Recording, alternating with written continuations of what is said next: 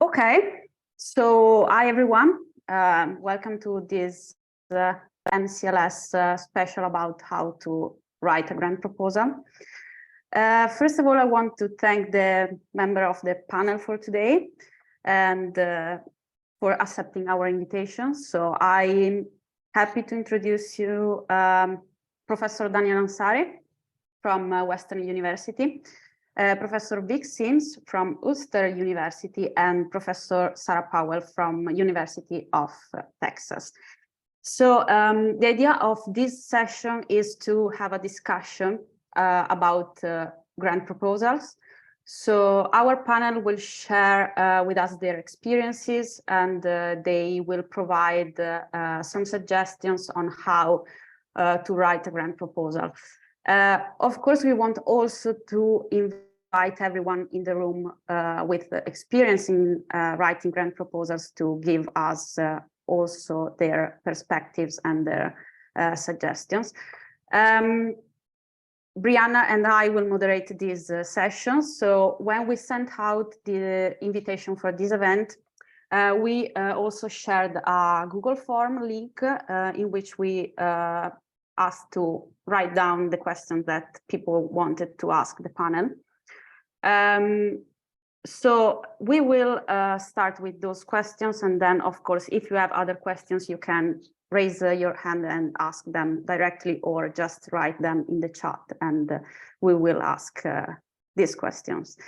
Maybe first of all, I would like to start asking the members of the panel if they want to briefly summarize their experiences in writing grant proposals. And then we will start with the first question that we received in the Google form. So maybe, Sarah, do you want to start? Sure, thank you so much. And it's nice to be here today. So my experiences with grants, so all of my research deals with mathematics, as with most of you. And currently, I work in the United States, so most of my grant funding is from U.S. agencies. So I run, excuse me, 2 projects funded by the Institute of Education Sciences, which comes from the U.S. federal government. I'm co-PI on another grant from that organization. I am on 2 grants that are also from the U.S. Department of Ed, which are called Education Innovation and Research Grants. And then I have funding from the Texas Education Agency, which is our state agency. And I've also received funding from a private foundation.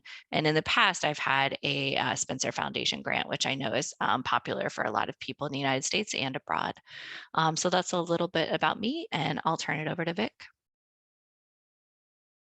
Okay, so Vic Simms, I'm based in Ireland, but we are, well, politically Northern Ireland, so have access to United Kingdom research funding. So currently I am a co-I, I can see Christoph is here as well, on a large UKRI grant, which is a centre grant. And that's in mathematics. And we also have Nuffield Foundation funding, which is a charitable trust. Abby Gahoon and I have just recently got that with some partners in Sheffield. But in addition, my work outside of mathematics focuses on neurodevelopmental outcomes. So we have a very large grant on paediatric cardiology in Northern Ireland, which is based from our health trusts have sponsored that. So it's a large cross-border grant. And also I'm on a Horizon project that looks at the effect of prescription medication on neurodevelopmental outcomes.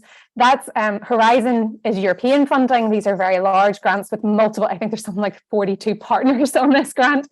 So it's a huge amount of work to get going, but then can be very fulfilling because you've got these smaller projects that are kind of spinning out of a very large body of funding. So kind of very diverse experience with funding, but also currently I sit on one of the grant awarding panels for UKRI, for the Economic and Social Research Council. And so I've kind of had the experience of not just applying, but also then trying to award these funds, which has been incredibly insightful. And that will be my first tip. If you get the opportunity to review anyone's grant, take it, because you learn so much from that experience. I'll pass you on to Daniel. Thanks, Vic. Daniel Ansari. I'm based in Canada, so my grant writing experience is primarily with our Tri-Council. So we have a Natural Sciences and Engineering Research Council, a Social Sciences and Humanities Research Council, and a sort of Medical Research Council or Canadian Institutes for Health Research. I've held grants through all three of those agencies of various sizes. I've also received funding from foundations and other sort of private institutions, which require a different set of grant writing skills, I think. But like Vic, I would say that participating in grant review panels is really, really helpful. And I've been on the ERC grant review panel for a number of years. I've reviewed for IES, NIH, NSF, all the Canadian agencies, various Asian funding agencies as well. So gaining international experience, I think, of course, within your jurisdiction is really important, but international experience in grant reviewing can also help you to understand how systems differ quite substantially across different regions of the world. So, yeah.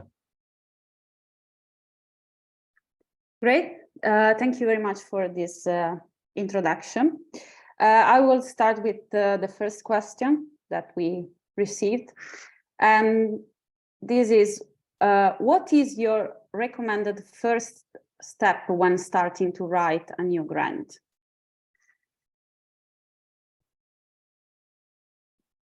I can try to take this one. I think the most important thing is really, and this is kind of boring, but I think it's really important to make sure that whatever idea you have for your grant aligns with the agency that you apply to, and that you very, very carefully study their, for example, in the US, they call it the RFA. There's various ways of looking at it. It basically is a detail of what are they looking for in a grant application? And you've got to find out whether what you intend to do aligns with what they want, or you've got to sort of make sure that you find a way to align your ideas with the funding agency. I think that's the first thing that I would look for when I begin to write a grant is match between my ideas and the funding agencies, and if necessary, to mold my research plan to best fit the objectives of the agency. And can I come on the back of that? I think that most institutions will have some people within your institution who will help you do that. So there are many people in our institution and you may be collaborators' institutions who have hot contacts in those grant award agencies that could actually, you could float the idea with them and they will be able to help you ascertain whether that's a goer or not, or at least be able to get in contact with someone at that agency to say whether this fits their remit if you're unsure. And also a number of the agencies that operate in the United Kingdom are quite happy for you to send a kind of brief paragraph or two to, for certain funding agencies to see whether that fits the remit of the organisation. So, for example, there's more charitable trusts like Bailey Thomas, Nuffield Foundation, who are very happy to receive quite short outlines that then they can kind of make a quick decision whether this is something that they would even begin to consider. So rather than having thought of this big great master plan, now this varies across lots of institutions or grant awarding bodies, but I think it's good to ask the questions early. Coming back from what Daniel said about shaping it towards the agency, asking questions early. If you have that research support mechanism in your institution, you should be using them, because that is their function. They want to be able to help you secure funding, and they don't want you wasting time as well. And I would add to that, which is really what Daniel and Vic are saying, is to talk to other people who have submitted that type of grant. So, and really look for the people who've submitted that type of grant, but also the successful people. And so here in the US, you can often find who have received this grant in previous years.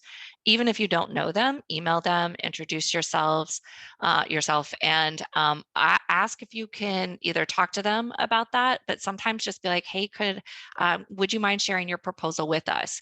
In the US, there are some grant agencies where you have to show the successful proposal, but if anyone ever emails me, I will send them at least the narrative in PDF form, because I'm very happy to share with others, because I know people before me have shared their successful proposals with me. And I think it's really helpful to read that proposal and how did they frame their study, and how many pages did they use for their significance versus their research plan, or how did they maximize their appendices? And also, there's so much that goes into grant writing that isn't always obvious up front.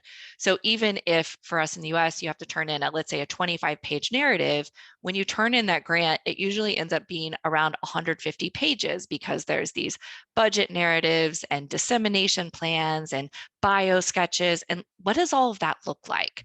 And I don't think probably any of us ever went into that without having someone else above us or, before us show us what that looks like. So do feel free to reach out to people. And if they don't want to share, that's fine.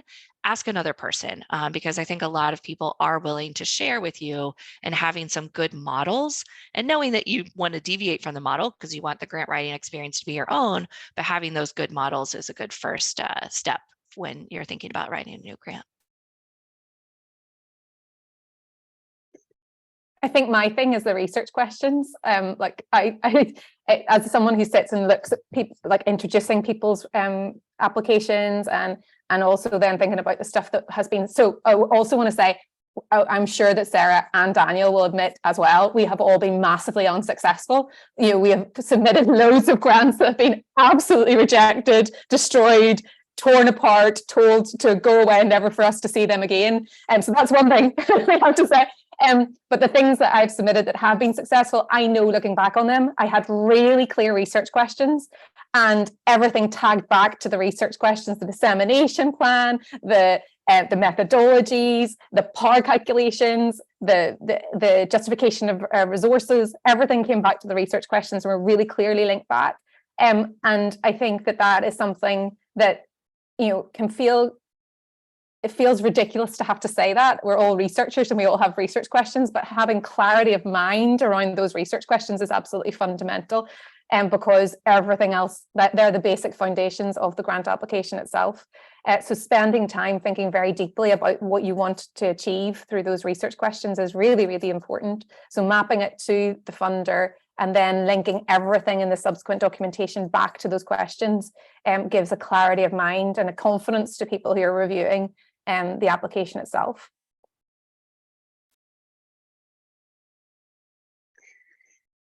Thank you. Is there anyone else who wants to add something about this point, maybe in the room, if they have something related to share? I think it's no. So I will move to the second question, that is, how long before a proposal's due date to begin a proposal, and what factors might affect this to keep in mind?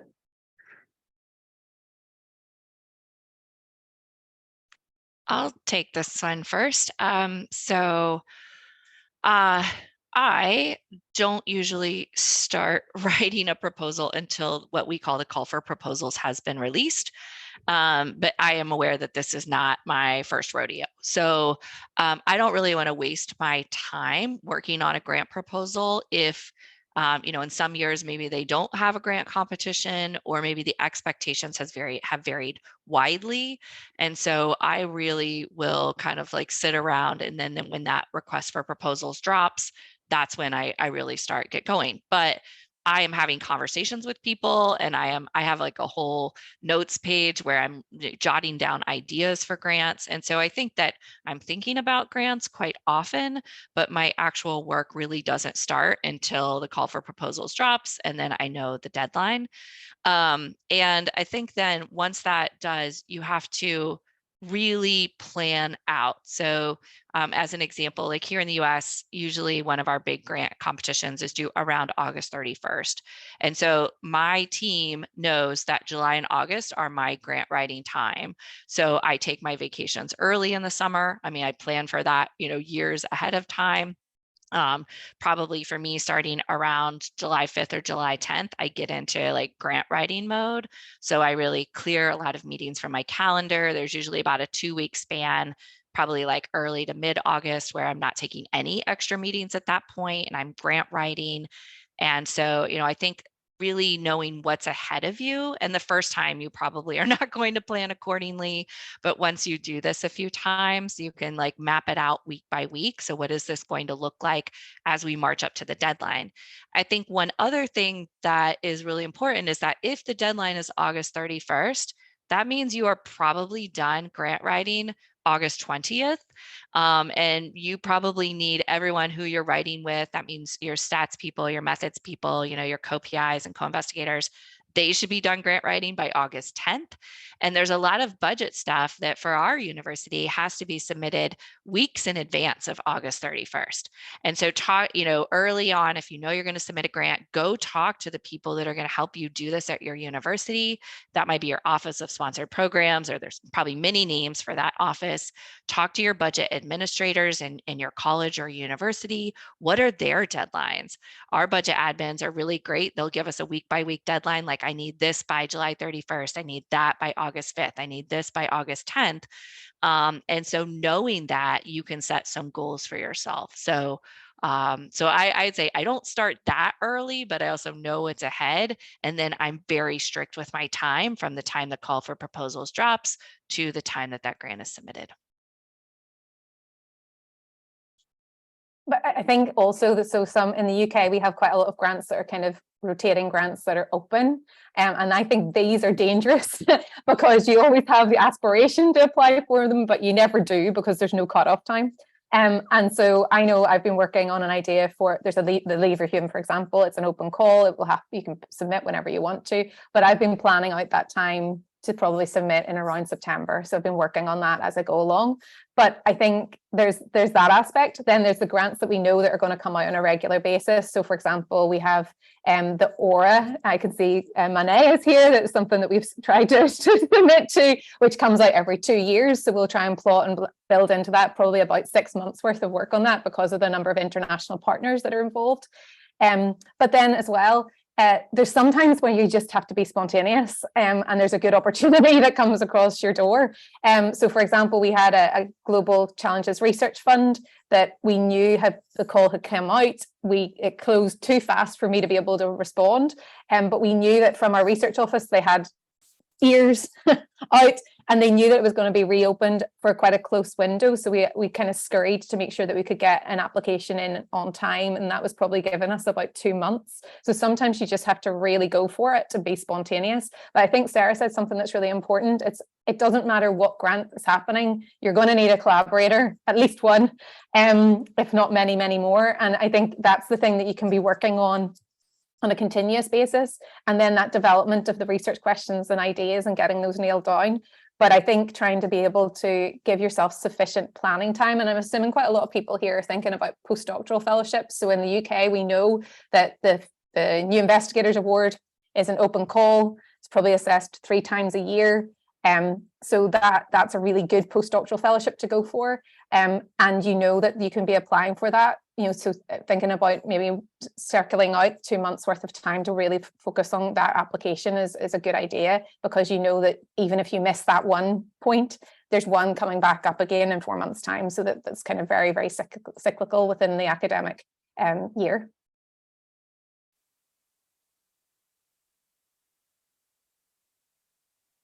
I don't really have much to add. I would say, everybody works differently.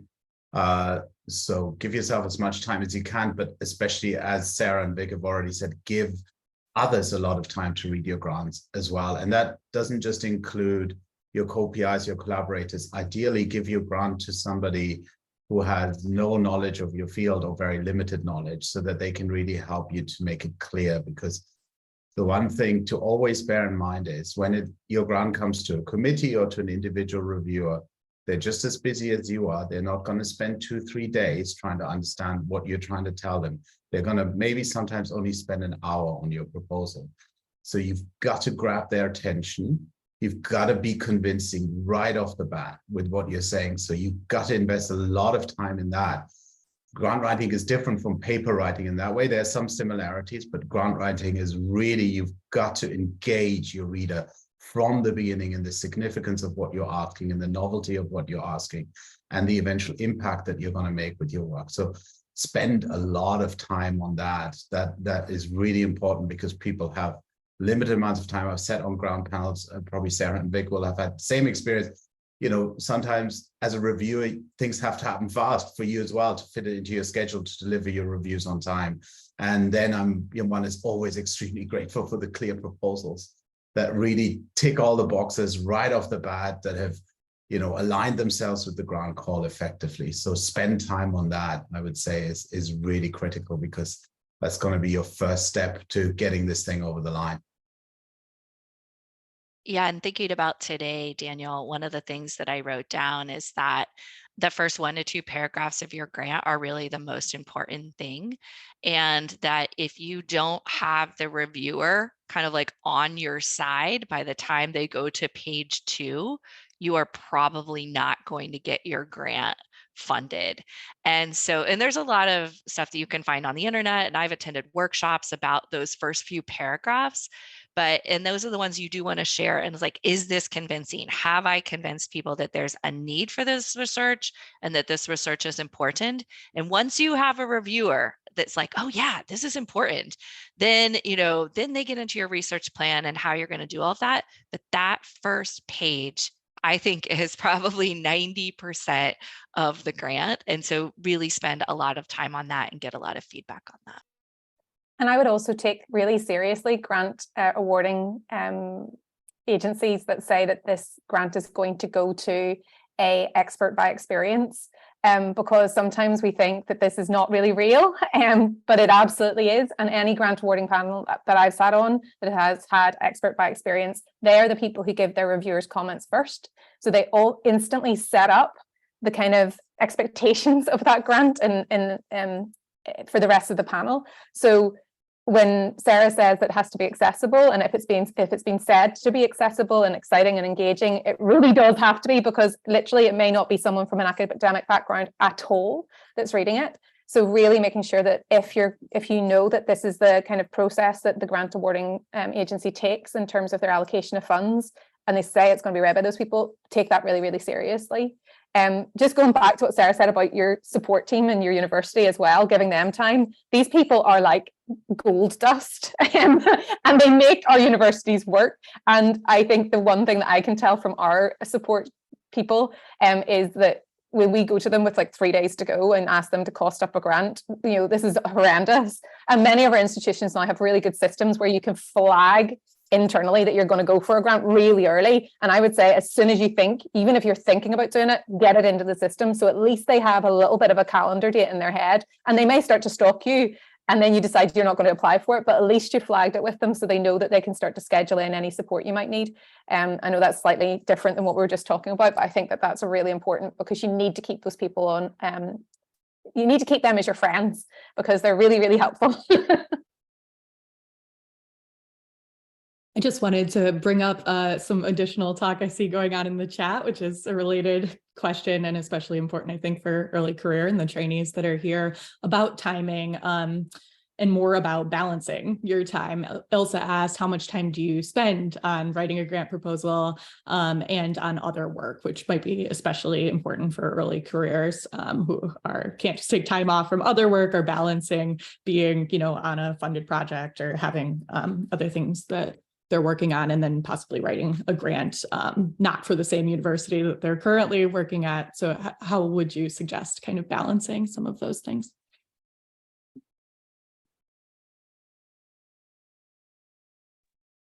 That's a difficult one, because I think it depends on the individual circumstances of the early career researcher. So obviously, as a postdoctoral fellow, it is probably less important for you in the general career sense to generate research income than it is to generate scholarship, that is publications and book chapters and conference presentations and so forth.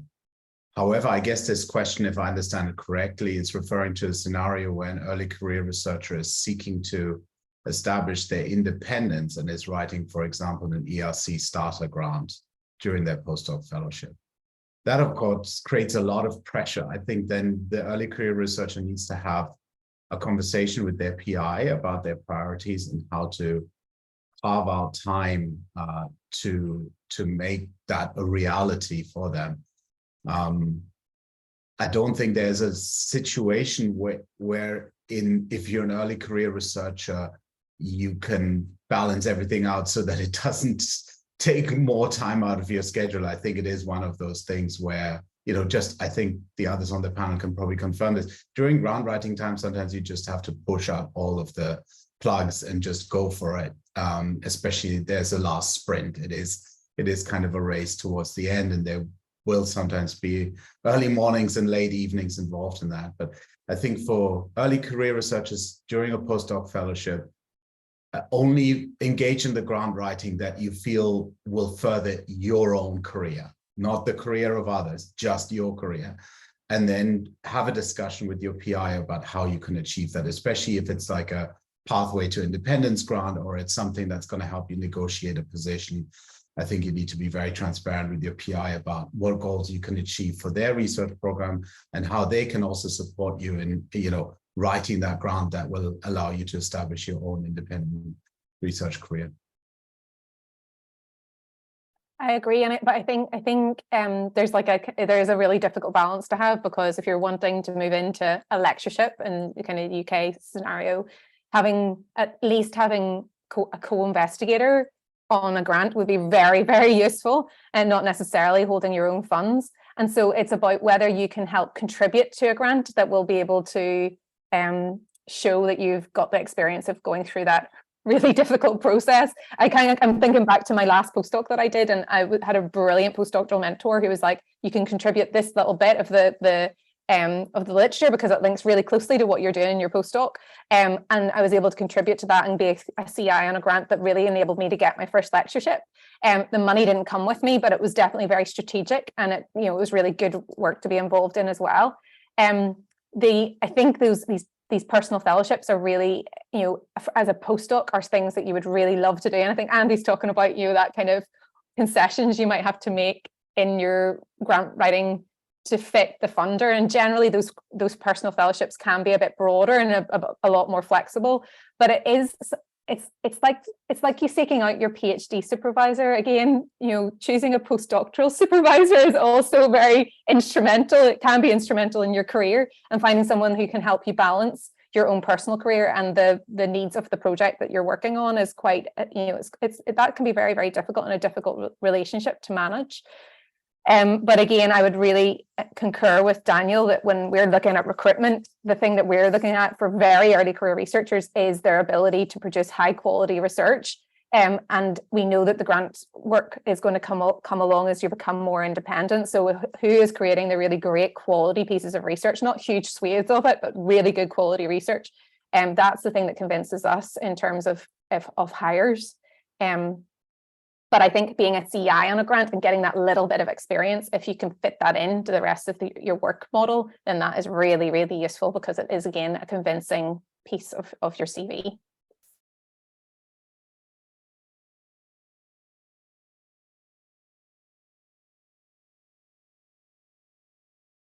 Just to come back to that, Andy's question about like making concessions about your projects that you want to get funded. I think what Daniel said earlier on is there is no point in submitting a grant to a funder that this is totally out of remit for the call that they have. That you are wasting a lot of time. You're wasting your time, and you're wasting people in your university's time if it's really out of remit. But sometimes there are grant calls that will be really flexible, that you can do. You can put in your dream project, and you will hope that the reviewers love it as much as you do. But sometimes there are calls that mean that you can kind of twist and orientate your work to fit that call, and that it can be very exciting. So I'm thinking of an example with Gaia Sharif, who there's Education Endowment Foundation in the UK funds trials. But Gaia also had a very clear theoretical question that she wanted to ask, and so therefore, the theory, I think, is a very motivating factor there as well. So being able to kind of try and ensure that you've generated a research question and generated a research methodology that kind of hits the two things: your priority of maybe asking a big theory question, but also being able to hit the funders' marks around practical intervention. So sometimes there is a little bit of concession to be made, but you're still being able to ask those big questions. It just means I just can't see, I can't imagine myself manipulating the things I really want to ask so bending them nearly to breaking. I can't imagine doing that. But sometimes you can bend them gently enough that they will fit underneath the remit. But again, making sure, I think asking those questions early to ensure that you're not wasting your time, because I just think we don't have a lot of time, and we want to be doing the best work that we want to do. So I think asking those questions early is probably the best use of time in the grant application process.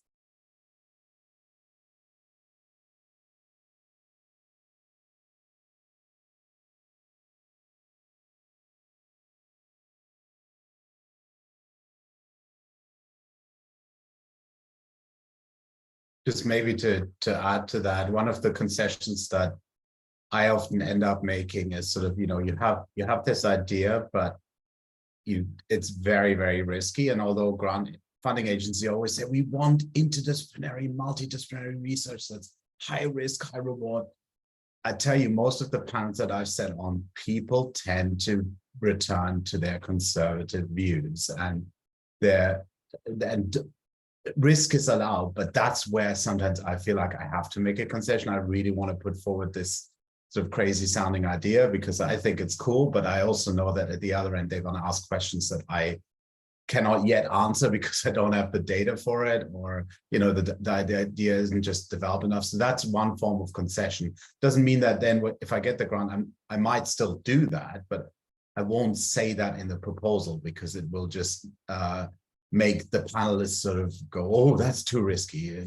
Can't possibly do that. So that's one form of concession that I've certainly made numerous times in grant writing, and seen on panels when people don't do that, it normally doesn't go so well. So it's sort of striking a healthy balance between being really innovative, between being risk-taking, but also recognizing that people who are evaluating their grants, they will sort of default to an attitude of feasibility first and risk second.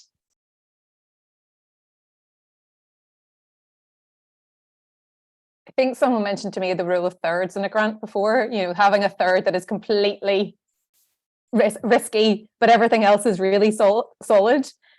One building, one innovation, one risk. And therefore the grant panel will say, oh, well, at least 2/3 of this can definitely be delivered. So we're going to get 2/3 of our money out of this. That there is that, and sometimes some grant funders are much more interested in that kind of blue skies stuff. But I agree with Daniel that sometimes the things that I've read have come across the table, and I am not conservative, but I've read them and thought, oh my goodness, is there anything that is guaranteed to be delivered in this grant? And that, when funders are allocating funds, it's generally people's taxes. And so, or people's donations.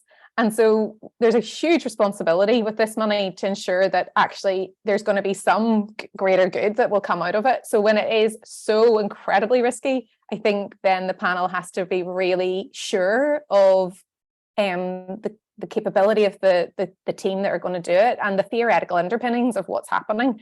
So, it is that kind of difficult balance to make. Great, thank you very much. We have another question. It's a bit long, so I will read it and I will post it also in the chat so it's easier for people.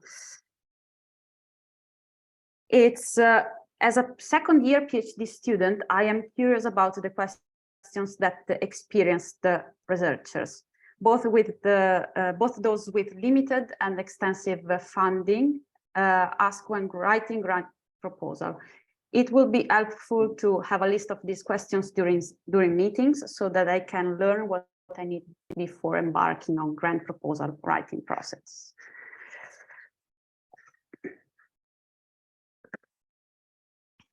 I can start on this one. So I think it's like, well, first of all, ask people for their proposals. So you can see like how these research questions are worded and what kind of research questions people are asking. And I think this is going back to both Vic and Daniel's comments about, when you're like, have these like blue sky questions, really think about the research questions in your proposal as the things that are essential. And you may have some things that you want to do, like, oh, I want to analyze the data in this like really cool different way. but not everything that you're going to do with the data from your project actually has to be on your proposal. And that might be, you might be like, well, I don't want to lie, Sarah, and I don't want to like do all this stuff that's not on the proposal. No, like as Vic was saying earlier, like your research questions and your whole proposal needs to be very clear and very concise. So you should write like very easy to understand research questions with a research plan that is like very easy to understand how you're going to answer those research questions. And so I do a lot of efficacy intervention work. And so typically a proposal that I do might have 4 research questions. One is about whether the intervention works. A second is about mediators. A third is about moderators. And a fourth is about follow-up effects. And that's it. Right. So I'm like, we're going to do these 4 research questions and here's how we're going to answer them. I was recently reviewing a proposal that I think had 11 or 12 research questions. It was too much. It was just too much to keep up with. Now, you might have more research questions that you're going to answer with your data, but you don't always have to put all of that in your proposal. So always come back to, I would say, a limited number of research questions that are like very clearly stated, and then it's very clear how you are going to investigate those questions and like what your data analysis plan is to answer those questions.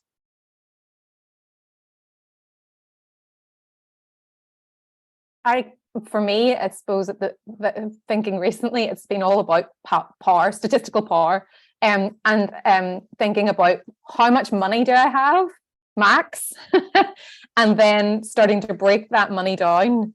So I've got my research questions. I've got it's £500,000 maximum that I can apply for. Is this feasible to ask these types of questions with sufficient statistical power? How many people am I going to need to go and collect the data? Am I going to need to collect data? Is there secondary data that is more accessible and more useful to answer these research questions? Because it's the one thing that I've noticed, that I've seen some really great grant applications that are asking incredibly interesting research questions. And then I look at the statistical power and it's just, it kills the grant instantly, because it's just unrealistic. The power calculation has maybe been based on one statistical analysis of, maybe like a paired samples t-test, for example. That's sticking in my memory of asking quite complex research questions. So I think the thing that you need to keep thinking about is here's the amount of money that we can apply for, and here are my research questions, and can we get these to align with one another in a way that is going to produce good science? And then if not, then you maybe have to reduce the research questions, and you have to really focus your research questions. You have to think really carefully about the amount of variables that you're going to use, for example, because the reviewers are going to look at this and say, is this good science? Are you asking questions that could be answered within the remit of this grant if you receive those funds? And I would really highly recommend, I know many of us as psychologists think we're excellent statisticians, but I would really recommend talking to someone who is a statistician at the power calculation point in a grant application, because I can tell you now, grant award panels will have a statistician sitting there, and they will be able to see through poor power analysis. And I can see Christoph, who's like, I'm okay, I run courses in this and I'll be fine. But many of us are not like that. And I think just taking in that little bit of additional time to make sure that calculation is done correctly is something that can save a grant application. And I've seen that happen. So that for me is really important. I can't even remember what the question is. I'm just obsessing over power analysis for a second, but for sample size. But I just think that is something that is a real nuts and bolts part of the application.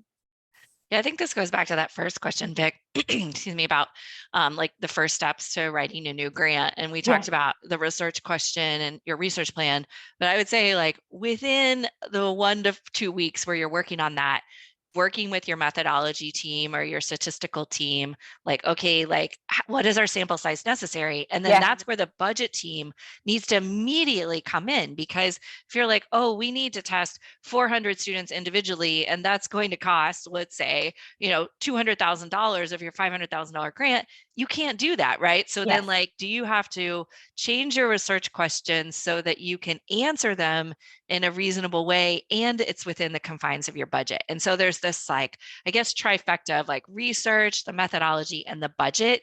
And all of those things have to, they're like moving Yeah, targets almost constantly. daily. Yeah. At the very beginning of your grant. But I would say, 30 days before that grant is due, you've got to now be like, okay, it's set. We're going to test 120 kids. We're going to do it this many times. This works with our analysis plan, because then you have to start to write all that stuff up. Yeah. So, it's not just like one thing and then, oh, you're done and go to the next thing. It's these continually like just revolving things that you have to consider. And it's hard the first time and the second time you do it. And then once you have like, the team is so important. Like, methodology team, budget team, co-investigators, co-PIs, graduate students who can help you with this. Like, this is such a team effort, and getting that team so that you all kind of understand the cycle, that's an important part of the process. I think so. The other thing, just to say, I think the secondary data analysis is a really interesting question as well, because I think you have to apply exactly the same standards to primary data as you would to primary data collection as you would to secondary data analysis. And I think sometimes when we have the opportunity to look at these large cohorts, that there are so many variables and we think, oh, we can answer loads and loads of questions. Kind of what you said, Sarah, earlier on. There are many things that we could do. But again, those research questions have to be nice and focused and tight. And the power calculation needs to be done really carefully to ensure that whatever you're going to look at in that secondary data set is feasible and going to produce good science again. So I think this applies to primary data collection and secondary data collection, that these things map on really closely to ensuring that the data is, no matter whether you're collecting it yourself or you're acquiring it, it is going to do good science, no matter what way you do it.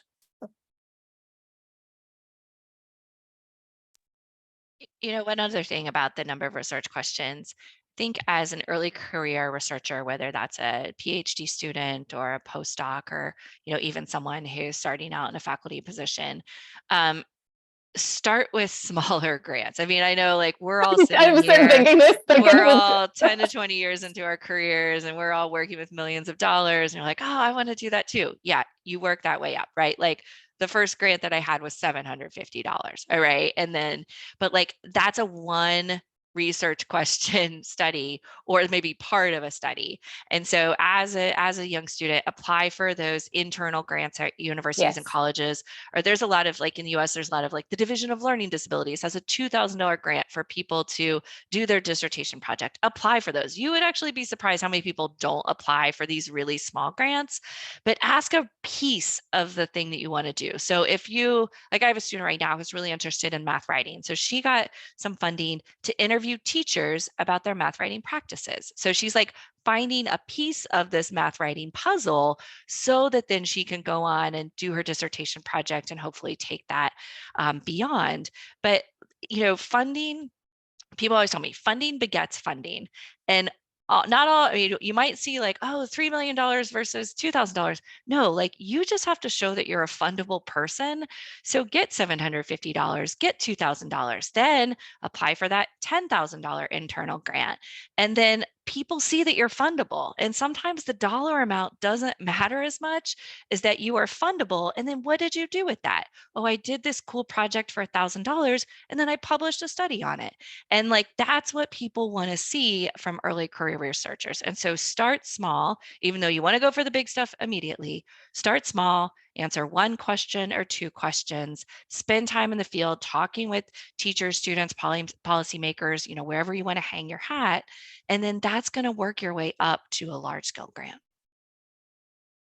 I think even not even necessarily research grants. Like many of our institutions will have funds for dissemination, etc. And those are all the like components of a good grant application. So even being able to show that you've had some funded dissemination events is another thing that can add into the CV that builds up your repertoire of I've had to apply for something. Also, your institution may, I know for a fact, because they ask all the time, your institution will be looking for people to help review these things internally because they don't have enough people to do it. So sticking your hand up to say, I'd love to be able to review these small applications would be a helpful thing in itself. But I totally agree with Sarah that I think my first grant was about £500, so kind of equivalent.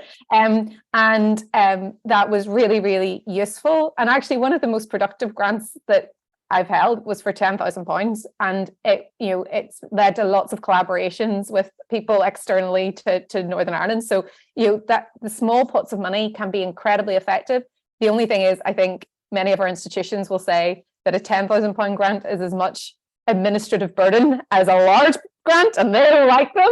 But I hope that you can fight against the system of your institutions and tell them that it doesn't matter if your money is going to help you do some good science. That's what it should be about.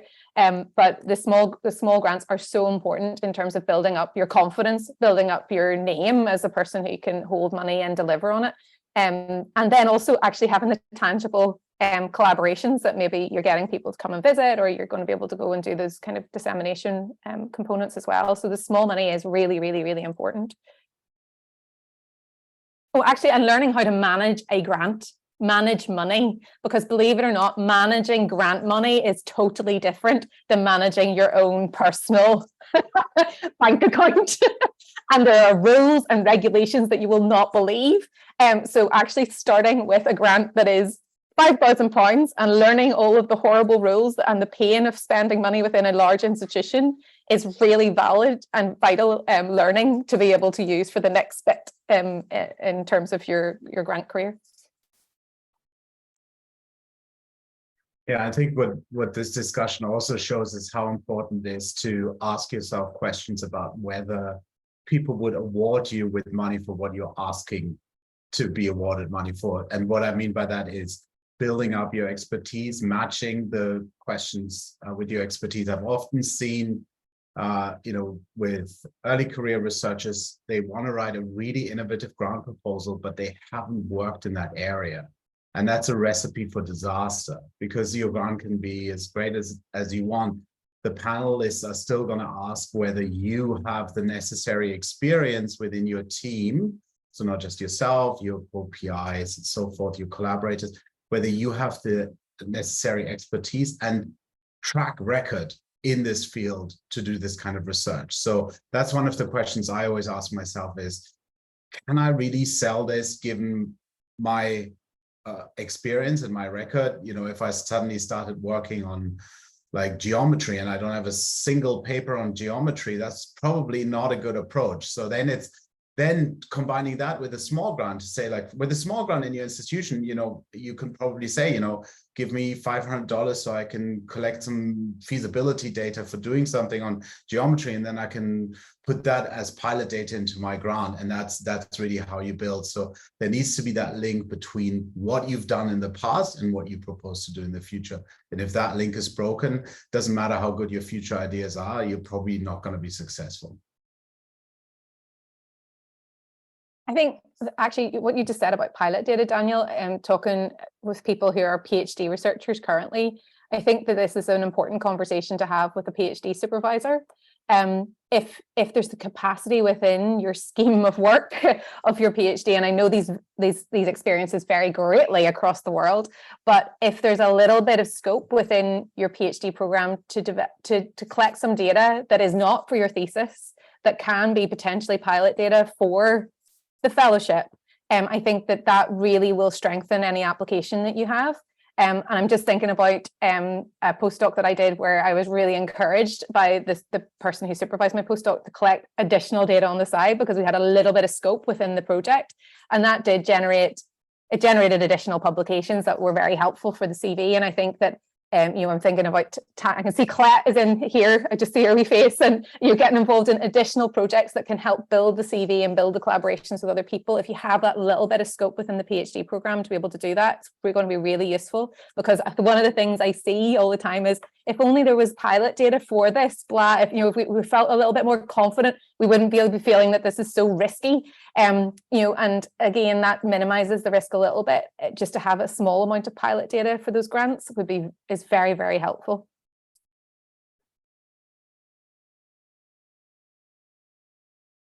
Great, thank you very much. Now, are there questions from people in the room about grant proposals or other questions that you have?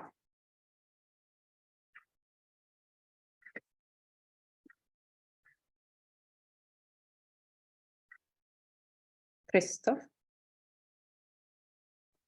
Yeah, hi. So I just wanted to ask, like how prevalent it really is nowadays that there are some like power analysis, let's say, enthusiasts, if not freaks, in like the panels, because before they were funding this like completely unrealistic ones, and like has it changed already like dramatically enough that they would really be funding the modest but powerful studies, and it would not be that, okay, yeah, well, you have this like one person who is proposing like a modest thing with massive sample size and it's expensive, and then we have someone who promises whatever, like bringing the stars down, and yeah, they did something with G power and it seems okay.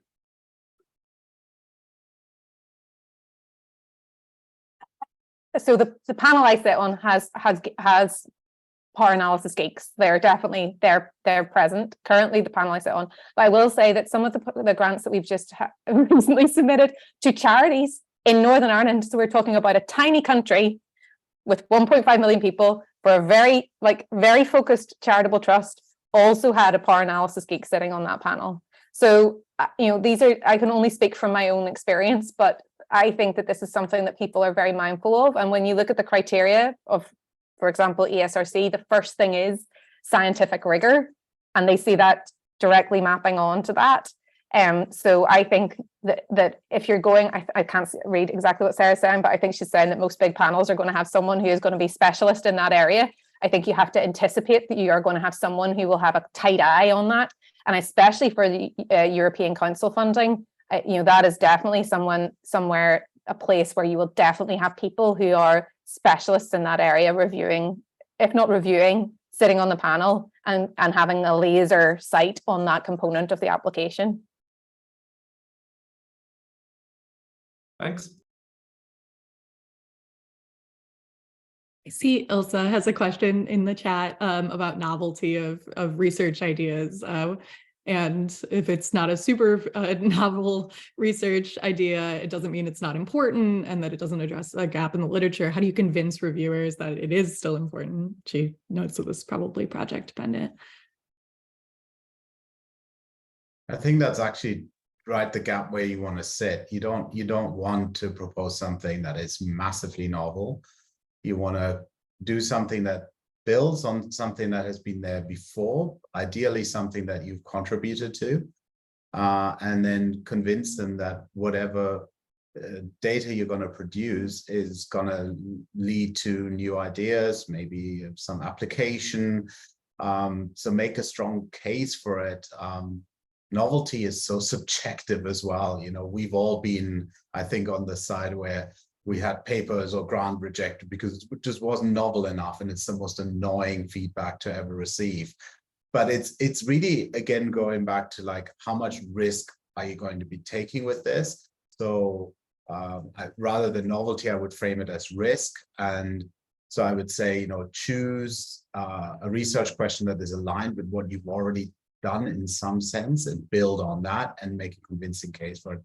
And don't overly worry about novelty, because that's really in the eye of the beholder. And most of the things we've done have probably been published already in the 1800s or something like that. So, I wouldn't worry too much about it. I would be really worried about just risk and balancing risk against what you can realistically do and what you can convincingly outline. There's a whole idea that if you read like books about grant writing, about like critical need, and kind of to Daniel's point, like you have to say like, we know this, and this, but there's a critical need to figure out this part of it, right? And so like presenting data, like we know that students struggle with this and we think this is why, but we really need to figure out, is that exactly why, right? And so what it's that bridge. Here's what we know, and here's what I want to figure out this piece. And I would say that like those really novel ideas, those are forthcoming, right? Those might be after you kind of start to build your bridge there. So think about what is the critical need to do this research, and then convince reviewers of that. I think reiterating to them as well that the potential theoretical contribution that you might make, because yes, many of our funders are very excited and interested in tangible societal impact, but as well, there are loads of academics around that table who are also fascinated by the potential theoretical contribution and trying to really hone in what that theoretical contribution could be.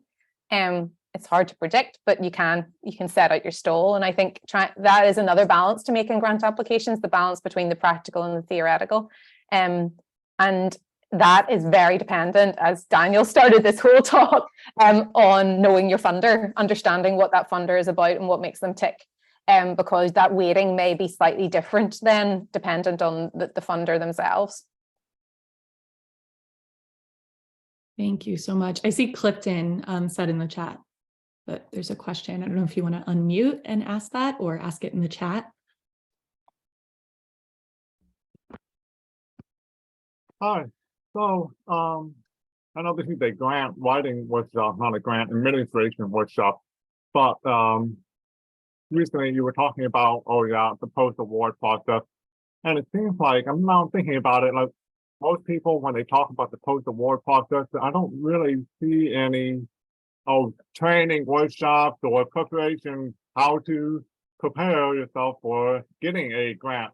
A lot of this is about writing a grant, send it out. But what would you recommend in terms of preparing yourself for receiving a external funding, like a federally funded grant, external funding?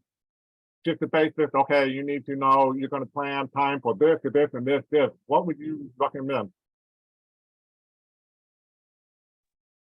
The first thing, I think post-award is probably so university or location dependent, because there are post-award teams and there's probably a lot of variability from place to place. So I think meeting with those people, and I'd say early, but you probably don't want to like waste their time if you don't have a grant, but maybe as soon as you know you're going to go get a grant, like which arm of your university is that grant going to be housed under? Who are the people that are going to help with budgeting, with hiring, with mileage reimbursement, with annual reports? Go meet and talk to them and talk about their processes and their deadlines. And do they like to communicate via Slack, or is it via text message or email? But it's probably hard to do a session on post-award. Although I think we could come up with some like big ideas that you want to think about for post-award, but it's going to be very location dependent. And get to know those people, become friendly with them, and don't burn bridges with them, because they're going to be probably your closest grant colleagues for the next 2, 3, 5 years. So you want to really develop a very healthy relationship with them.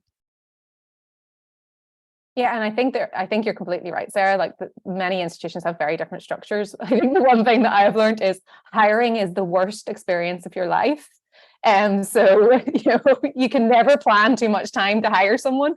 But I think the general, our institution runs kind of grant management courses, which I think are actually kind of so generic, they're probably not particularly useful. But the big thing is around Gantt charting and plotting and planning things out and adjusting as you go along. And I think those types of being able to have your helicopter view of something where you may not have, as a postdoc, have had very narrow view of a work package, for example, then all of a sudden as a PI, you're having to have this helicopter view of many things going on at the same time. I do think having someone to mentor you through that first experience is absolutely essential. So finding someone in your institution or external to your institution who will really help you go along through that process is really, really important. And then I think the people in unis are really happy to ensure that they don't have to clean up the mess that you create. So, for example, we have a great guy in finance who's come along and talked to early career researchers about procurement because we were making a hash of it. And they came along and talked about our procurement processes in the university because they just want to prevent us from making mistakes that they have to come and try and clean up afterwards. So, you know, if you reach out, I genuinely think people in your institution would be happy to talk to you for an hour about those processes, just so it doesn't cause them additional work. So it is about communicating very clearly to the people in your uni, but I think also having someone who's a bit further ahead of you, who's managed a similar type of grant, similar size of grant probably, that could help mentor you through how you do that, I think is really, really useful, just to be able to talk to someone about the stresses and strains of that, and to celebrate the victories when you get someone hired, for example, is really useful. Good. I think we run out of time. So I will say thanks again to Vic, Daniel, and Sarah for this great discussion. This was the last virtual meeting before the in-person conference in Loughborough. So we hope to see you all there. And do we need to add something about some communication, Brianna, or is it? Okay, so maybe I can remind the trainees member that there are the election for 2 positions of the MCLS trainee board. So if you, we invite you to vote for that. You should have received an email with the link for voting it. And thank you very much again, and see you all soon, I hope. Thanks, bye. Bye. Bye.